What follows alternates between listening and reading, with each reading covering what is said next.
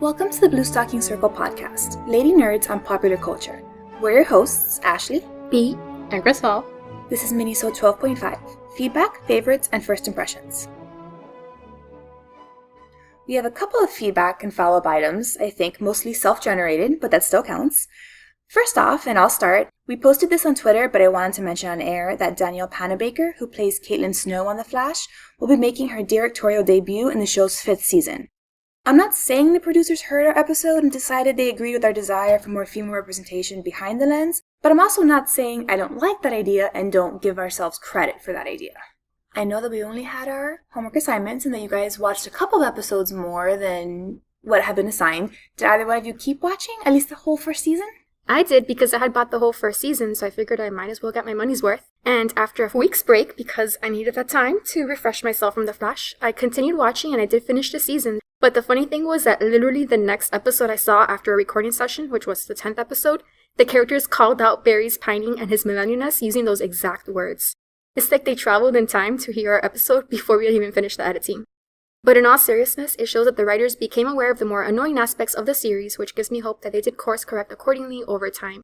And the fact that Danielle Panabaker is directing, as you just said, that's a good sign that they are addressing the issues that I had with the series. Not only they will add more women, but I did go into Twitter, Flashdom, not further with the show itself. It is a very pure place and not scary like Superman and Batman Flashdom. Not Flash. Fandom is what I think we can call the Flash fandom the Flashdom. we should. Done. It has now become a thing. But you see, like, when the show is good, the show has its bad points, obviously, but when it's good, you know, they're self-aware, they're fun, they like to realize, the fans, that it's a fun show and they take it to heart. That's all that I ever wanted for The Flash, was just an acceptance of its funness. And then I have more feedback, not about The Flash, about another superhero, Batman. Did you see the Burton movies? I have not yet seen the Burton movies. That is still coming, but I must say, I think you chose an excellent Batman intro for me. The Gotham by Gaslight was a good way to start. Had I watched the first 2 episodes of the 1960s version starring Adam West for this podcast, That's an experience. Yes, like I did a couple of weeks ago, it would have been a very, very different reaction. It would not have been an ambivalent Batman. It would have been a, I cannot believe this is what you like to do with your life. But did it Batman. give you any cultural awareness regarding things like, sounds, Batman?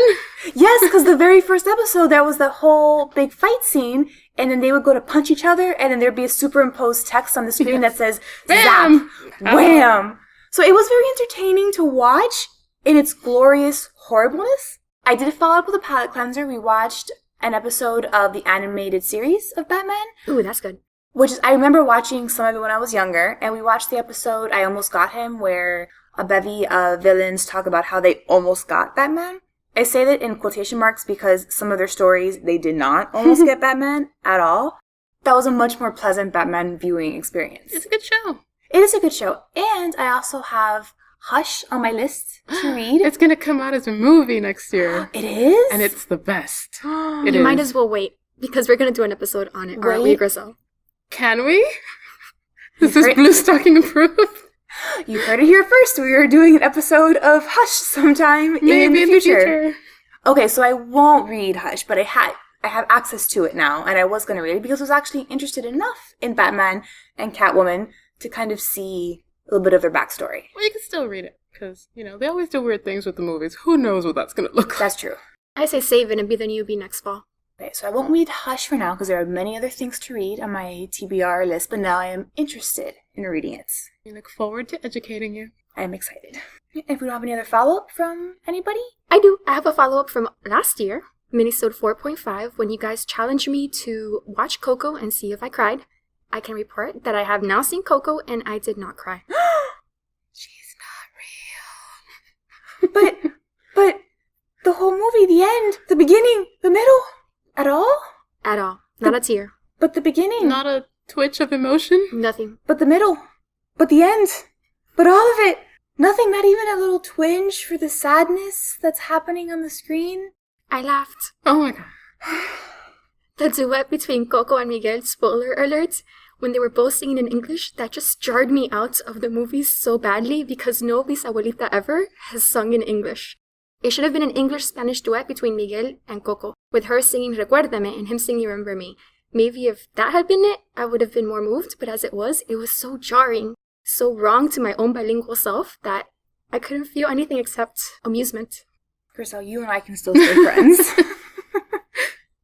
We're going to excommunicate B, but you and I can still bond over Coco making us cry. It's all travesty.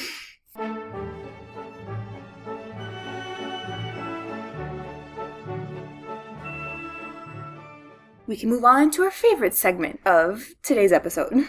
Fun fact about August, it happens to be our first year podcast-versary. So happy birthday to us. Yay! Yay!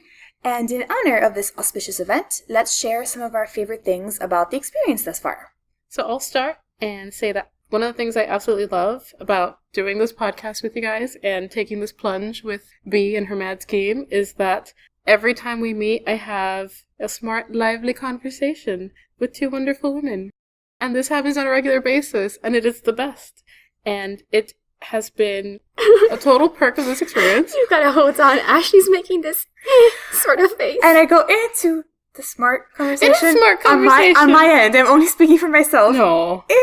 Do you remember the briefs? The briefs were an intelligent discussion Oh, the briefs. Of the female gaze. Fashion choices and the female of directors. gaze. That's a very smart conversation. I mean, I admit the conversations are lively, clearly. I still hold with the fact that they're smart. And every time we get together, I have this, like, smart girl afterglow as I walk away. So, thank you. Aww. My favorite thing about this experience is related, and that has been learning from both of you about everything from Japanese storytelling conventions to the legality of superheroes and drug pies. You two have been great teachers, and you've made our little class fun, so thank you. I've also learned a lot about both of you, despite the fact that we've known each other for several years before we started this podcast. For those of you listening, if you ever want to really get to know someone and under stressful conditions, start a podcast with them. It's the new band.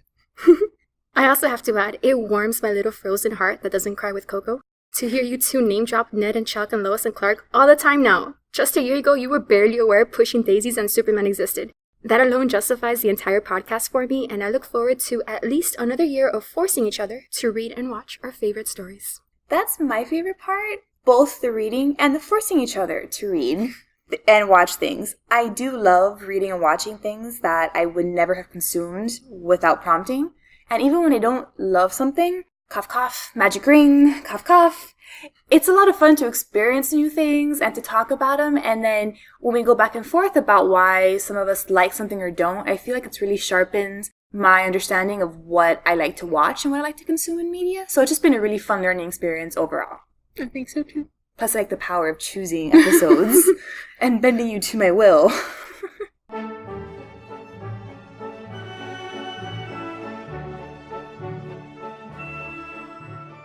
In September, we leave our superheroes behind for the Edwardian Autumn, and we start with a different kind of adventure as we travel across the wall to the Old Kingdom with Garth Nix's Sabriel, the first in the Aberson/Old Kingdom series. But first, let's hear what our newbie, Ashley, has to say in first impressions.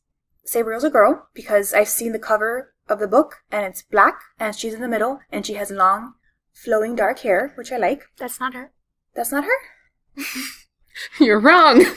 Well, I was gonna say... You also are looking at the old versions, so there's no cover person at all now in the new ones. Oh, because I was gonna say she's a girl, so it's a book about a girl. True. This is accurate. And they're bells.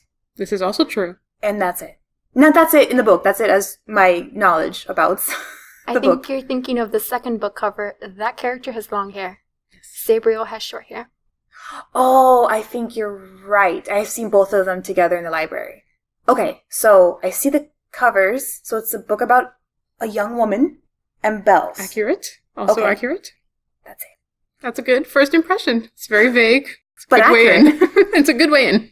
Episode 12, Sabriel, airs September 1st, so pack yourself some dried fruit and homemade toffee, and look out for talking cats as we journey to the Old Kingdom.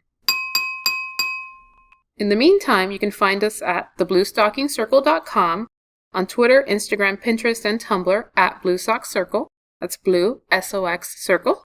Or email us at thebluestockingcircle@gmail.com and join the conversation.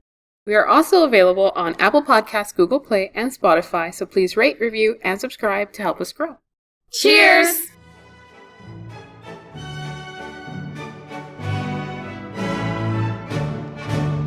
We just had a brief off-air discussion of RoboCop in which I mentioned half the cast of Twin Peaks is in it, to which Ashley replied, I haven't seen Twin Peaks either.